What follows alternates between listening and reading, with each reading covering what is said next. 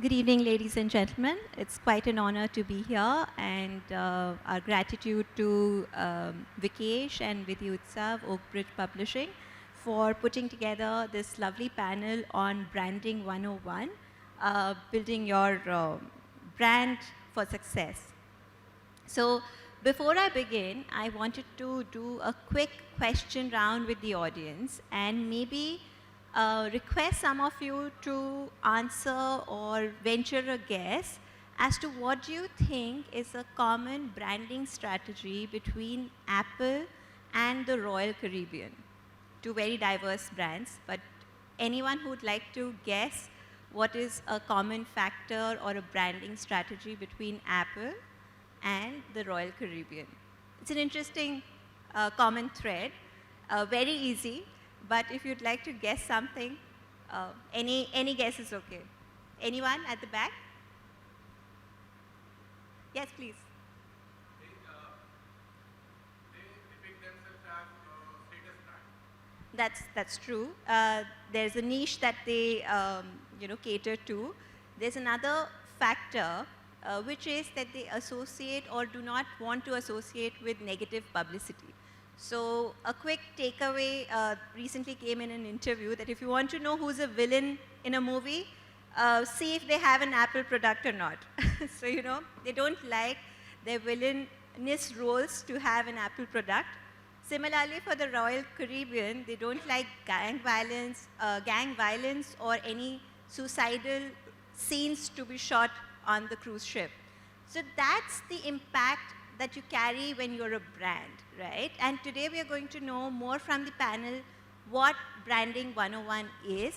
And hopefully, by the end of it, you would have created your own podcast or written a book, and we'll see how that goes. So let me take a quick round here and start with Dr. Nagpal. Sir, what is branding to you in one word?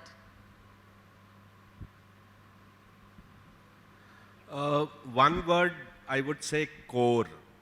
So communicating your core. Sorry, communicating your? The one word is core. Core, okay. So communicating your core. Communicating your core, very wonderful. Pramita? I'd say it's the soul of an organization. Understood. So soul of an organization is branding to Pramita. Priya? I think it's hard to meet the previous one, but I think it's primarily positioning in the psyche of your audience. I would say it's that. So thank you, Priya. To me, branding is perception. And then with that opening thought, let us just clear the air on branding and marketing. So what is the deep difference between marketing and branding? Pramita, could we know from you?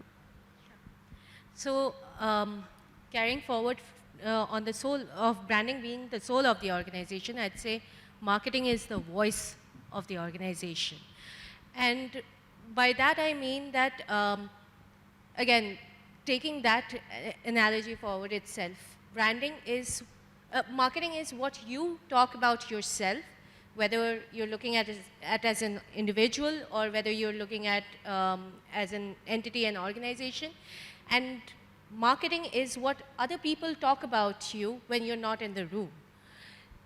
So branding builds on the perception, the loyalty. It's more sustainable, it's long-term.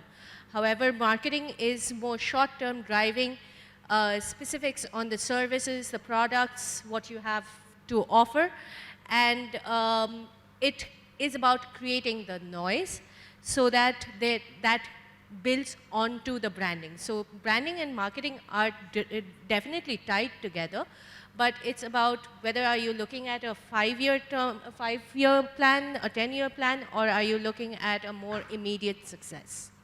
Thank you, Pramita. So wonderfully put, branding is more inwards and marketing is more outwards. I'll come to Dr. Nagpal. Dr. Nagpal, you've authored 5 books. You're a storyteller, you're a coach.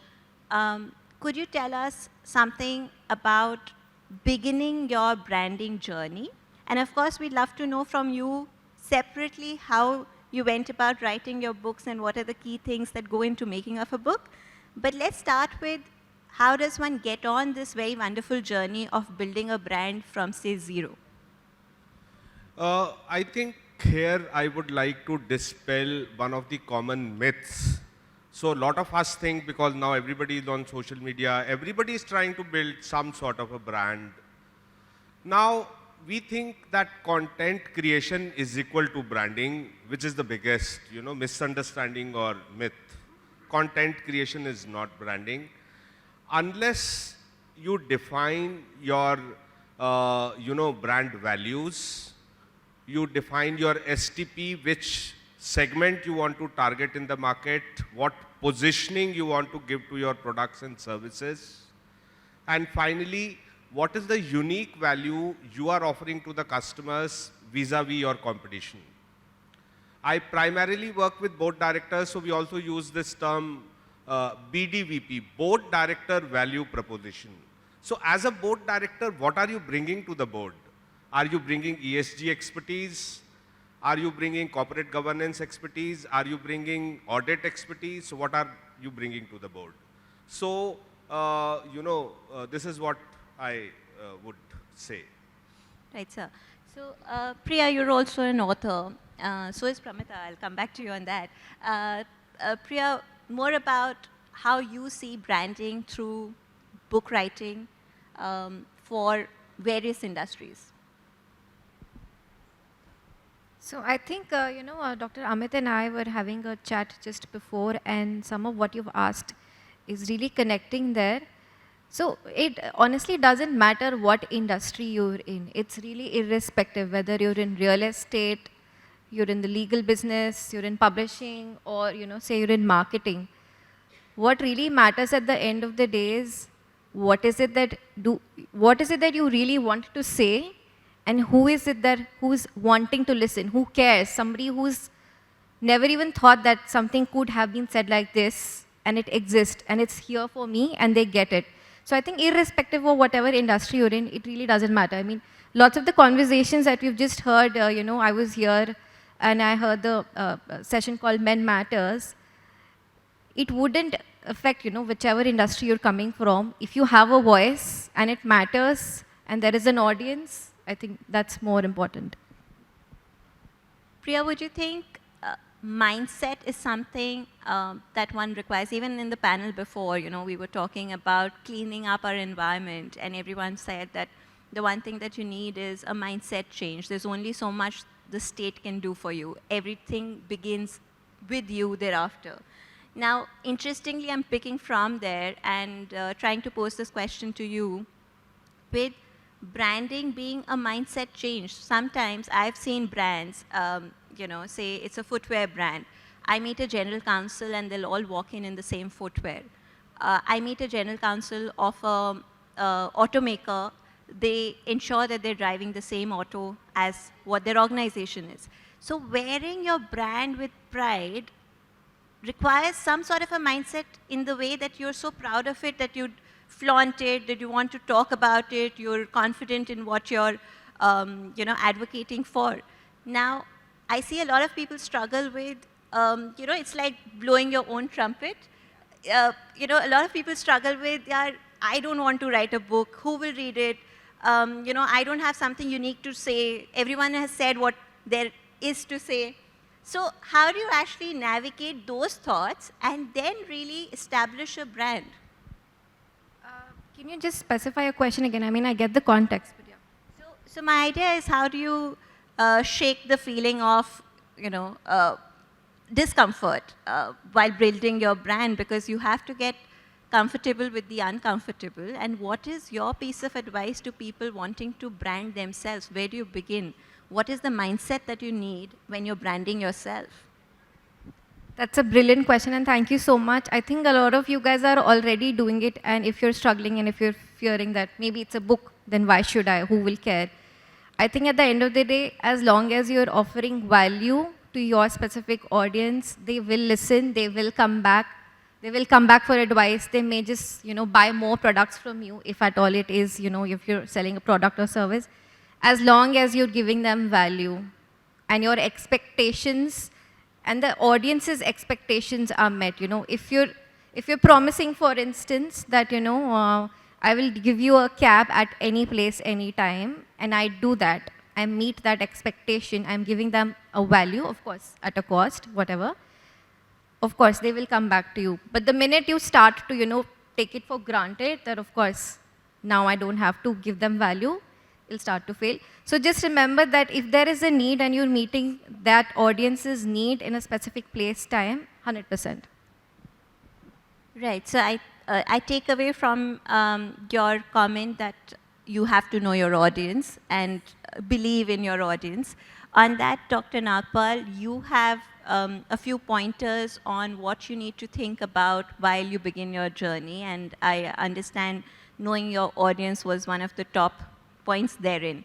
Could we have from you that journey and the point-wise breakup? So I think like initially I used to write a lot of content on finding your deep passion, because I think a brand must be built on deep passion. One very interesting article you will find on an American website which I wrote, and it went really, really viral. So it was shared by the top social media experts of US, and the article was 7 branding lessons you learn by falling in love.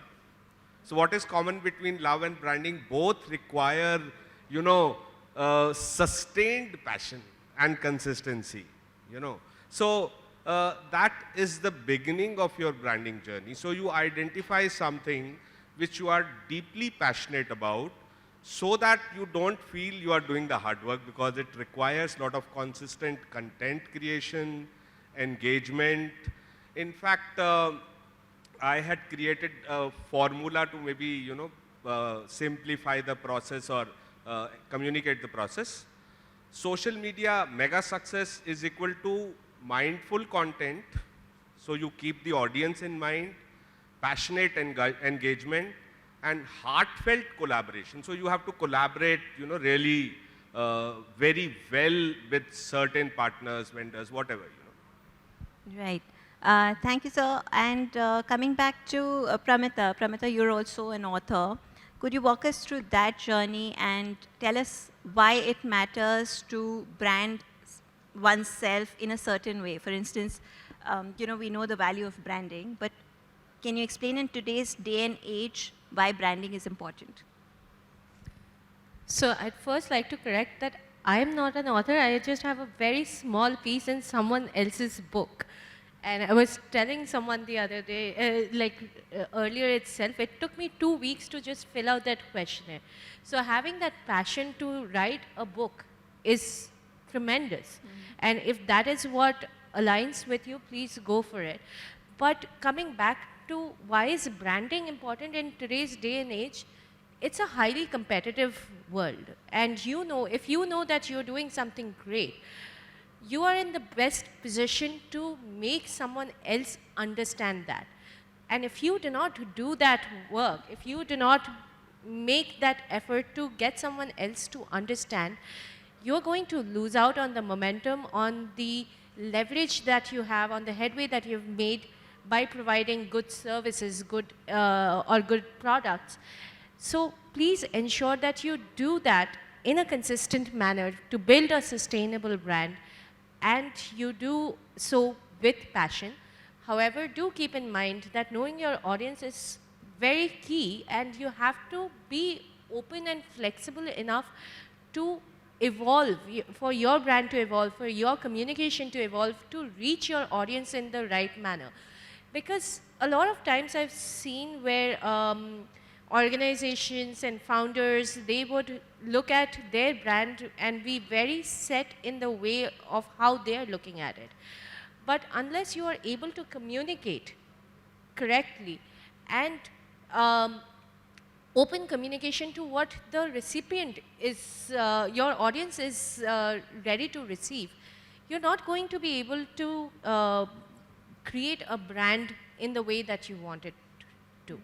So it's a combination of things. Right. Knowing your audience again, and feeling out and having the pulse of your audience at all moments is extremely important.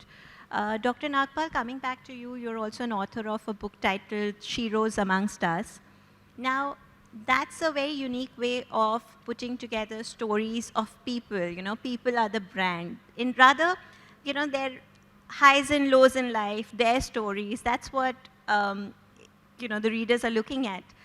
Could you share with us the experience of really putting together something like that? And how did you get people to come together? What was your thought process while selecting a certain figure, personality for their story, and then your thinking process for really telling that story to the world?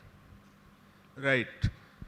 Uh, so first of all, to set the context, let me explain what is the connection between branding and storytelling. Why storytelling is the most powerful way of building brands, because as a brand you must be memorable. Human brain is wired for story, so stories stay back in our subconscious mind. Go back 20 years, 30 years, 40 years, 50 years. What do you remember? When my mother said this to me, then I did this. So we remember everything in the form of a narrative. So human brain is wired for story.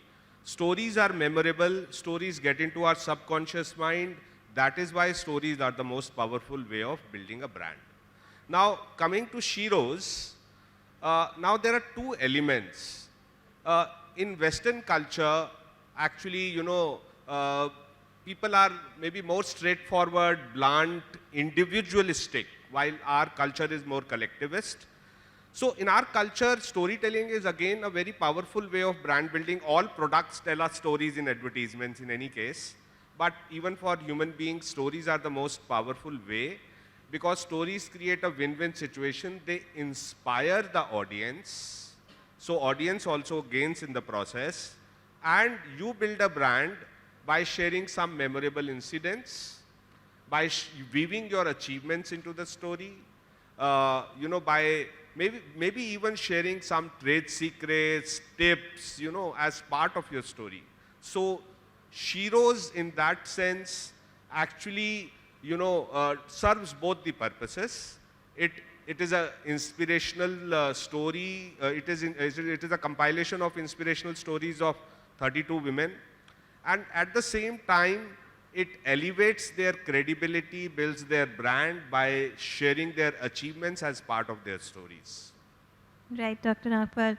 Wonderful thought there, that evokes a certain sentiment when you speak of what your mother once told you or the grandmother's recipe.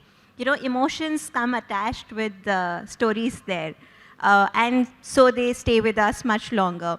Priya, coming back to you, in your professional journey, what are some of the do's or don'ts that you can think of while building a brand? I think for anyone who's written a book, Sir has like 5 and 6th one is coming. Anybody who's writing a book, fiction, non-fiction, irrespective of the genre, even if it's poetry and you're going to brand yourself as an author, number one thing is your product will go wherever you are. That's the heart of the matter, because right now with the amount of content we have, everybody is just saturated. So wherever you go, your product will go, which is why it's important to do the personal branding. A lot of authors I work with, they're mostly successful professionals who don't have, experience writing books. So their fear definitely has always been, like, I've written the book, this is my legacy, I had this story, I'm not going to talk about it. That's okay. You're not forced to, go to different platforms or anything like that. It's just that the impression that you create with people, you want them to talk about you in a certain way, right? You want people to also talk about your book in the way that you intended. How will that happen? That is where branding comes in. You have to be, positioning is, what I said in the beginning. You have to position your story, your book, your product in the minds of your audience. For instance, if I've written a romance story, I'm going to be branding myself as a romance author in the league of similar authors. Now, under romance, you'll have like 1 lakh writers. You can't put yourself in the league of 1 lakh writers where, at least top 10 have sold 10 million copies. You're going to find out simply you're going to do some market research for this. You're going to find out what kind of stories are there which are similar to mine, which doesn't mean mine is not original. It is 100%. All products have to be original. All services have to be original. So when you've written a romance book, you want to brand yourself. You're not branding yourself in a vacuum. You're branding yourself in an ecosystem, in a bookshelf, which has, say, 10 romance books. Mine is like these two, but mine is also different and better. And I'm going to be talking, my book is going to be in the same sentence as these two. What's different, what's better. Don't put the other one down. But this is how you're going to be beginning to position yourself. And the more you do it, the more you practice it, it's going to become like, very easy. Thank you, Priya. Finding your niche, and catering to that and positioning yourself is what you're, advocating for. And I think that's important because when we are dealing with the question of what should I write, what is it that people would want to know, how is my story different, a sheer comparison with what other sorts of stories are there in the market and what is the value add that you're going to bring, or an interesting tale that you have up your sleeves that you want to share with people. I think somewhere you have to do that little bit of hard work and figure it out. Although, luckily, you're in the digital era, and we have Pramita. So Pramita can tell us, once you've gone past what you want to write and what you've written, how do you market yourself? What are the tools that you can actually use now to make life simpler? Before we get into the tools for marketing oneself, I'd say definitely do a SWOT analysis for yourself before you venture out into creating a brand. Once you've done a SWOT analysis, SWOT is basically strength, weakness, opportunity, and threat. And once you've done that SWOT analysis and you've defined a brand for yourself, the ethos and pathos of it, then you get into the marketing aspect of it. The tools that you can use there are online as well as offline tools. When you get into the online tools, of course, there is the social media, creating a digital footprint, a strong digital footprint, whether it's through the website, whether the newsletters, whether you're using LinkedIn, Instagram, or Facebook and YouTube. You could, nowadays, a podcast is the new hot thing, and it's not just about listening to it on Spotify, but it's also about getting the visual imprint of the podcast into the YouTube channel, and then how do you magnify the reach of your podcast across the different digital platforms. Then you take that, the traction that you've built, and you put it across on the offline channels in terms of networking, in terms of doing various networking events, conferences, tete-a-tetes, and then get into very niche one-on-one engagements.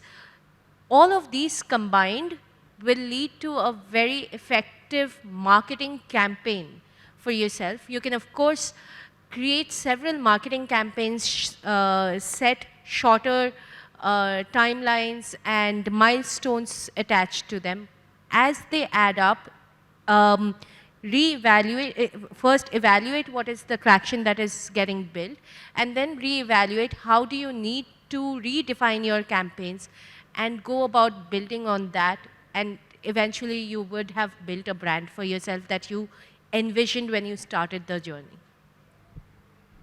Thank you, Pramita. While listening to you, an interesting thought came to my mind, and I'm going to do this exercise right now. I'm taking a hypothetical that today I decide that I want to write a book. I go to Priya.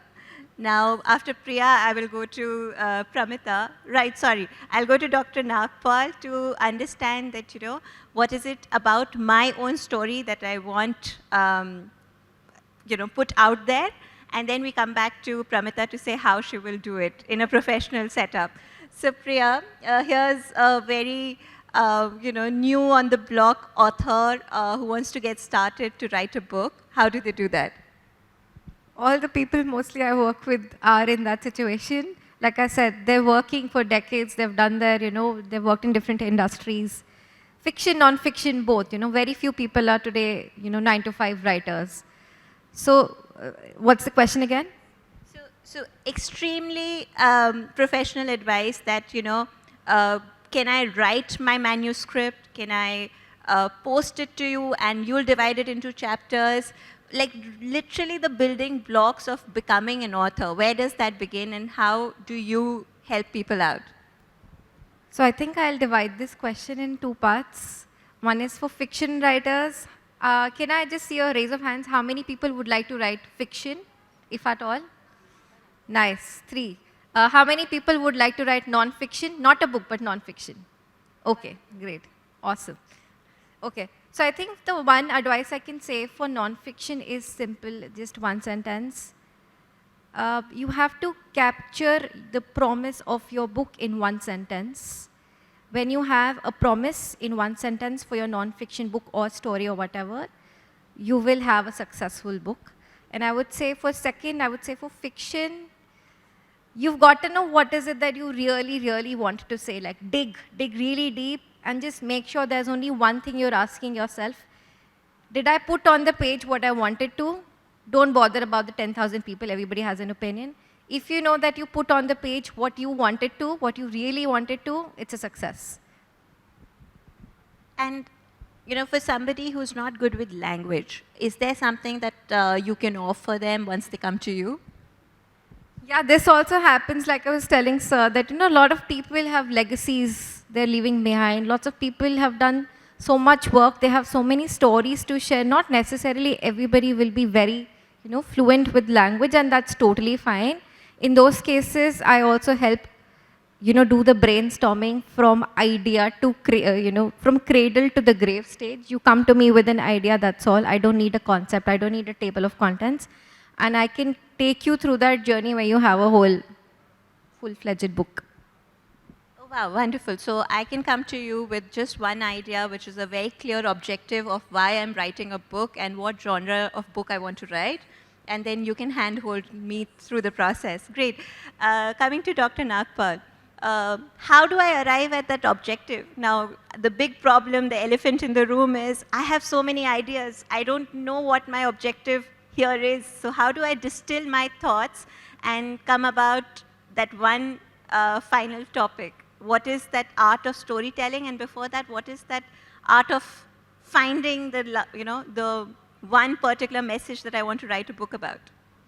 Yeah, your book essentially has to be the area where you have expertise and the area where you want to build a brand, so you are ready to put that hard work. Now, we are evolving. So actually, my books show my evolution process because I did my PhD in media marketing. So my first book was, it came out of my PhD thesis, from news to infotainment to tamasha. And the subtitle was from tamasha back to news. So will TV news become, news again? So may I ask what year was this in? Pardon? What year did your first book come in? My first book was published in 2011. And we're still in the same, dilemma today. News becoming tamasha, tamasha becoming news. So it's quite a relevant topic that you thought of ages ago. How did you arrive at it? Yeah, so, I was seeing the evolution of TV news myself. So actually, the book tells the story of TV news in India. So when I used to watch Doordarshan as a child, anchors like Tejeshwar Singh, who was also my super boss for some time. So, there was certain, news was like a holy cow, It was, there was some bit of government bias, but there was no sensationalism. Okay, so news was very, holy cow kind of a thing. Then this Hindustan Times used to bring out this supplement which was infotainment, which was information plus entertainment. So actually news became infotainment. And then, after some time, you have Chudail in news, you have, all you have kind of meme funny, news now. News is served up with memes now. Yes. So news actually became tamasha. It also, actually, your book title has to be very, very catchy to catch attention. So this is an interesting title. Another book of mine has a very interesting title, personal branding, storytelling, and beyond. It became an Amazon bestseller. Now, intentionally, I kept this word and beyond because people have a curiosity. Okay, personal branding is fine. Storytelling is a tool for building personal brand, aligning your personal brand with organization brand. But what is beyond? So you want to open the book and see, okay, you know, what is there in the beyond part? So there are 3 units with the 3, areas. Now, in beyond, I talk about how to create interesting profiles on social media. I have one chapter on spirituality, social media, and personal branding. So why spiritual people are actually rocking the social media. So meditation actually gives you a lot of ideas to create content. So this was one very interesting title. Of course, the last 2 books have been published by Oak Bridge, Heroes Amongst Us and Sheroes Amongst Us. Now again, why amongst us? So why not write stories of Sachin Tendulkar and Prime Minister Modi and so many times their stories we have already heard. Now there was one very interesting thing which was taught to me by my storytelling teacher. Superhero stories don't inspire. Interesting. We want to read superhero stories, we want to watch superhero films, but they don't inspire because we feel ये तो किसी और मिट्टी का बना है, ये तो कर सकता है, मैं नहीं कर सकता. Heroes amongst us, people who are, among us, they are our role models. If he can be from small town and still become so successful, then I can also become successful. If he has a physical challenge and still he can become successful, then I can also become successful. Absolutely, Dr. Nagpal. The relatability of, the essence rather of people amongst us and then taking that into a book and, telling those stories is of course something that we would readily believe and try to imbibe. So we started with step 1. We had gone to Priya. Step 2, we went to Dr. Nagpal to understand the art of storytelling and what all things go in the making of a book. He told us about how he arrived at the title. He created suspense in his title. Very nicely picked up, why not superheroes, but heroes or sheroes amongst us. Now that we have this ready, Pramita, now somebody comes to you with this. And now the journey begins to really putting that out in the world and then ensuring that you get the reception you actually thought of. How does that process look? First is to identify your target audience. So if you were to take the heroes amongst us or sheroes amongst us, who are they targeting? Where would you find them? How are they consuming the content? Once you have identified these 3 points, then you start identifying the platforms where you need to be heard and seen at.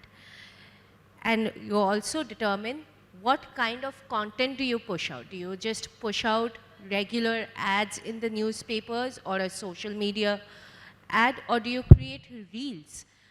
And you talk about books, you also get in live chats to happen. You do podcasts where you bring in the heroes and the sheroes you have featured and you're doing a live telecast of what you have covered in the book. Or are you doing, and then in conjunction to that, you have also to figure out your media outreach campaign, and do the book signing events where you would want to be, where you want your books to be available to the public at large. Go to those places and be available to meet one-on-one with those who would line up to read your books. So these are all separate campaigns, but it all starts at identifying your audience. Where are they finding their information and how they can be reached out to? And third is, how are they consuming the content that is going to be useful to you to reach out to them? Right. Thank you, Pramita, for completing that journey from inception of a thought to then taking it and promoting it amongst your audience. I'll come to Vikesh on a very good point on how do you monetize it for success. We've had this conversation, many times, that how does one, a very integral part of success is, of course, monetizing what you're building. and I know that you have some thoughts on it, Vikesh. Sorry to put you on the spot, but would be lovely to know your thoughts as to how, in the real sense of the word success, can you actually even turn it into gold?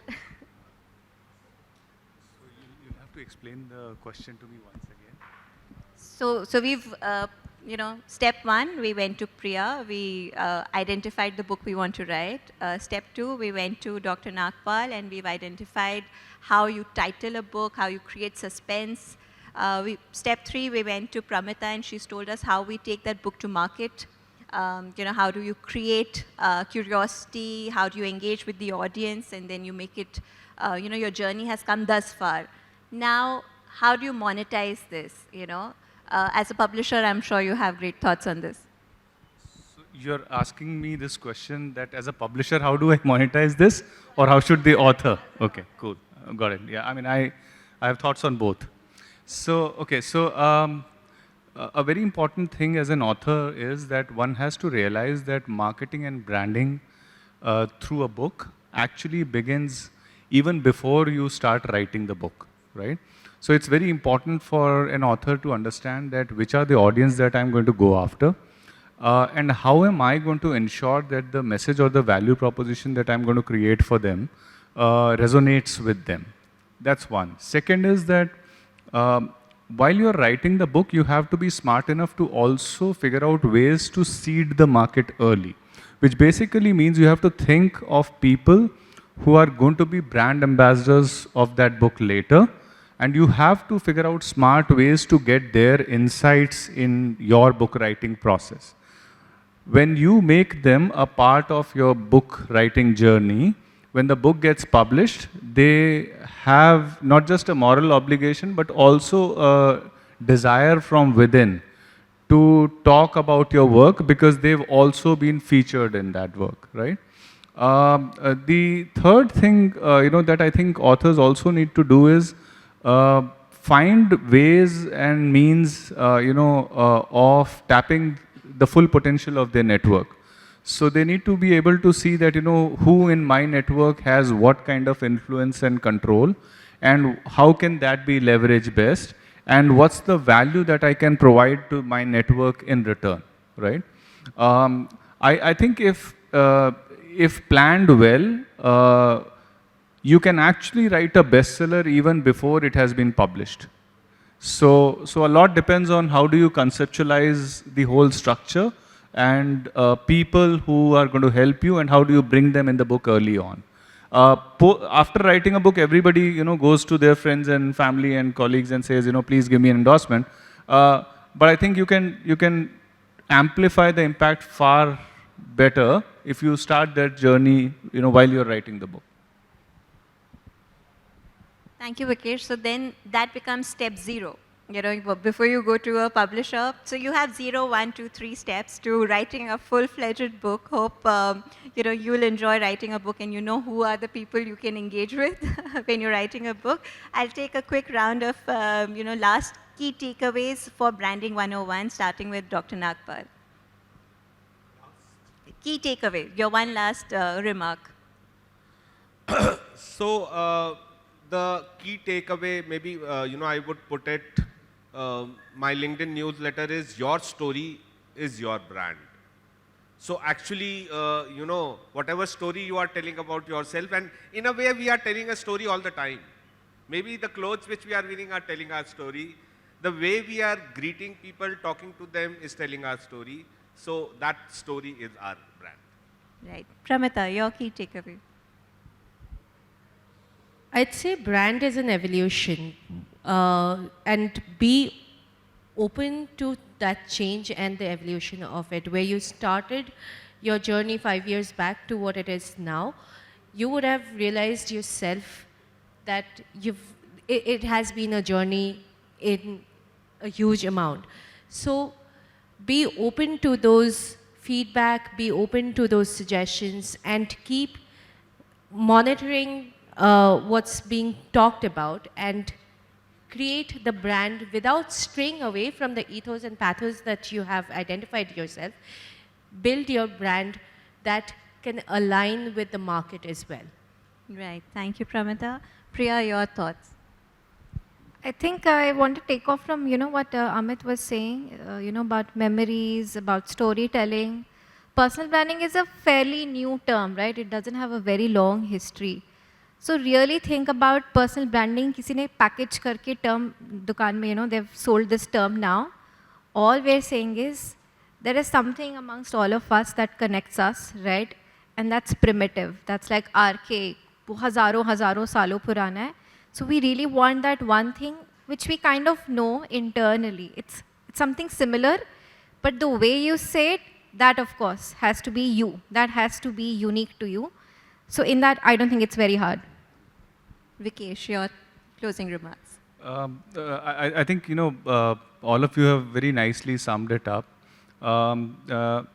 I think it's very important if you are very serious about building your personal brand, you have to be very clear about the properties that you are going to create to establish and strengthen your personal brand.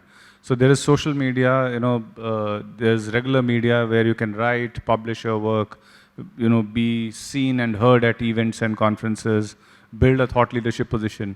And in that whole sphere, writing books is a fantastic way to build more credibility. And when you write a book seriously, you actually end up doing a lot of research, which also, improves your overall knowledge level. I think, so largely be very clear in terms of, how do you want to, which channel do you want to take? Sometimes, it's not just a choice between channels, but it's also about whether I should do everything. But then you have to phase it well, because, unless you have a very large team or, huge money to, hire agencies to do that for you. It's kind of a necessity in this highly competitive world now, because there's too much noise in the system, and for you to be able to distinguish yourself from others, it is very important that you decide early on that what kind of a personal brand do I want to build, and play to your strengths. Like I said earlier, leverage your network, and see how best you can mobilize support early on. Right. Thank you, Vikesh. I think also comes with that is don't hesitate to ask questions. When you begin writing something or doing anything new, you are going to be uncomfortable. You're going to need to ask people unabashedly, "ये कैसे करते हैं?" Don't fear the unknown. In fact, get comfortable with getting the answers. I think that's where success lies. Dr. Bhasin, good evening. Amongst us is a stalwart. So you've just joined us, but I'd like to also, request your opinion on writing books. You're such a prolific writer. You've done picture books. You have decades of experience. Could the audience hear from you? How do you go about selecting your books?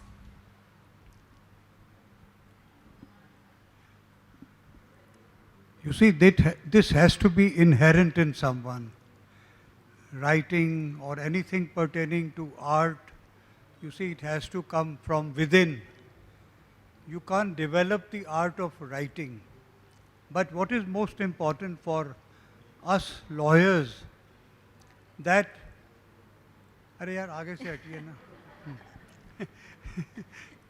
you see that we have to be taught, the students have to be taught the art of legal writing to start with. That is what is missing now in the law schools. In the United States, there is so much of importance given to legal writing. That ought to be done in India. That will then eventually lead to your writing, at least on subjects in which you specialize. I'm not expecting lawyers to be writing, you see, literature and something on culture and all that, but Fali Nariman has written so many things. There have been by Honorable Justice Venkat Chalaya. Now they all have developed this because they have the art of legal writing. Now legal writing is so important because a judge, when the file comes before him, he has to first read it. Therefore, legal writing is the first step towards writing publication. My daughter is here, Shilpa, she is sitting there. She's developed that art, you see, but it has come out of her own experiences, and because of her good knowledge of the language and the art of writing, she is turned out to be a good author. Thank you. Thank you, Dr. Basim. Thank you, audience. Thank you, panel, for being so wonderful with your insights. And thank you all for joining us. So I would also like to take this opportunity to request our author, Dr. Amit Nagpal, to present copies of his latest book, Shiro's Amongst Us, to the wonderful ladies present here with us today.